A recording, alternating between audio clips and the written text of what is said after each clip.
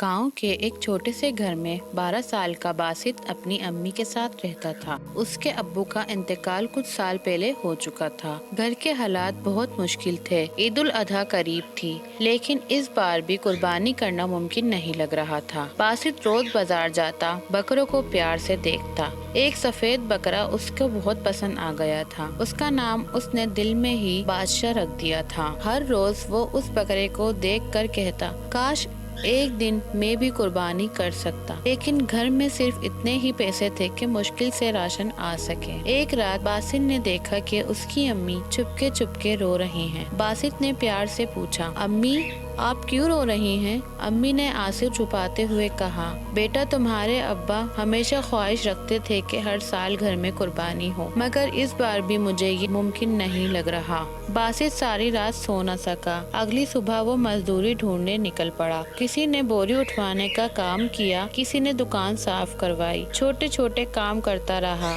दिन भर की मेहनत के उसके हाथ कुछ पैसे आए। वो पैसे लेकर घर आया और अम्मी के हाथ में रख दिए। अम्मी अम्मी ये मेरी पहली कमाई है। अम्मी की आंखों में आंसू भर आए। उन्होंने बासित को गले लगा लिया, मगर पैसे अभी भी कुर्बानी के लिए काफी नहीं थे।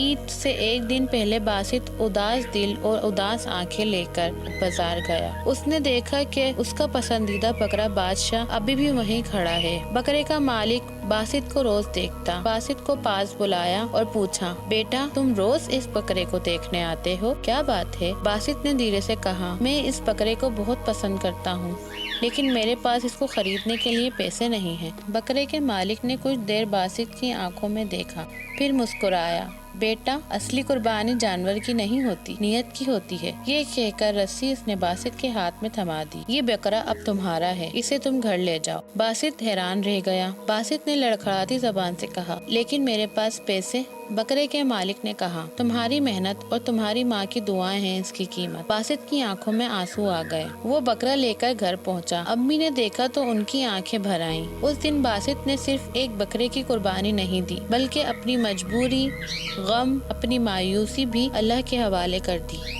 और उस दिन बासित को समझ आया, अल्लाह दिल की नियत देखता है, जेब का वजन हरगिज नहीं देखता। वीडियो अच्छी लगी है तो लाइक कर दीजिएगा, चैनल को सब्सक्राइब कर दीजिएगा। अल्लाह हाफिज।